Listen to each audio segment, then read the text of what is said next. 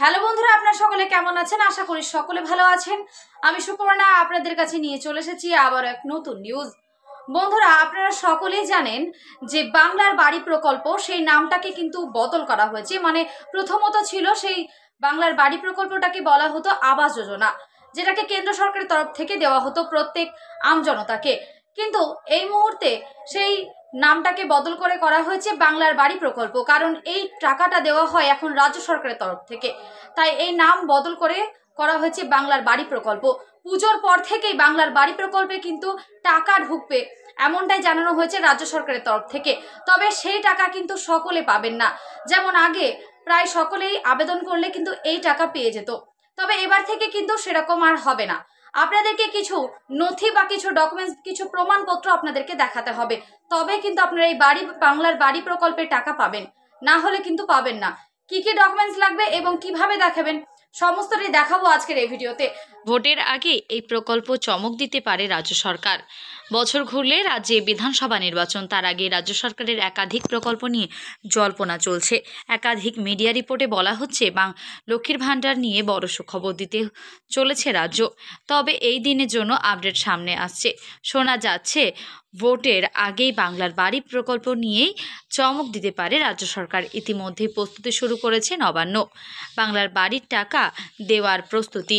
কেন্দ্র সরকারের বিরুদ্ধে রাজ্যের একাধিক প্রকল্পে টাকা আটকে রাখার অভিযোগ আজকে নয়, দীর্ঘদিন ধরেই প্রধানমন্ত্রী আবাস যোজনার টাকা আটকে রাখার অভিযোগ তুলে সরব হয়েছে রাজ্য সরকার। বহু আর্জি, চিঠি, হুঁশিয়ারি দেওয়ার পরও কেন্দ্র সরকারের টাকা না দেওয়ার নিজের কোষাগার থেকে বাংলার বাড়ি প্রকল্পের মাধ্যমে দরিদ্র মানুষকে বাড়ি বানিয়ে দেওয়ার সিদ্ধান্ত নেন মুখ্যমন্ত্রী মমতা বন্দ্যোপাধ্যায়।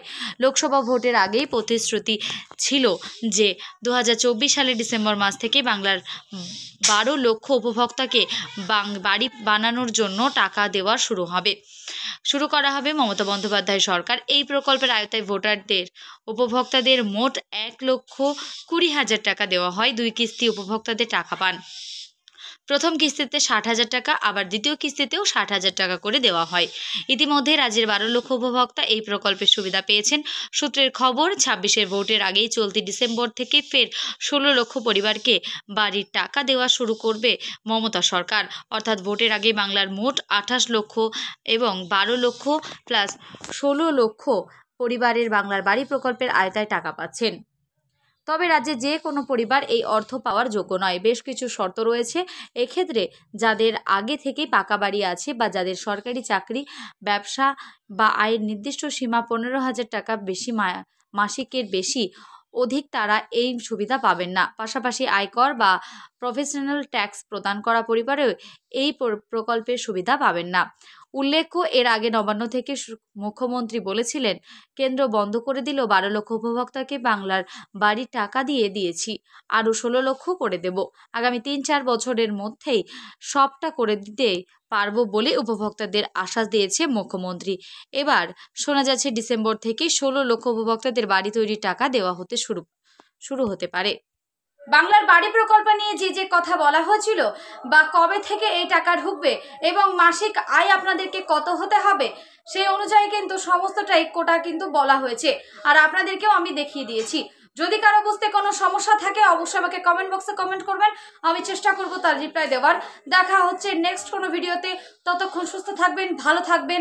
আজকে এই পর্যন্তই।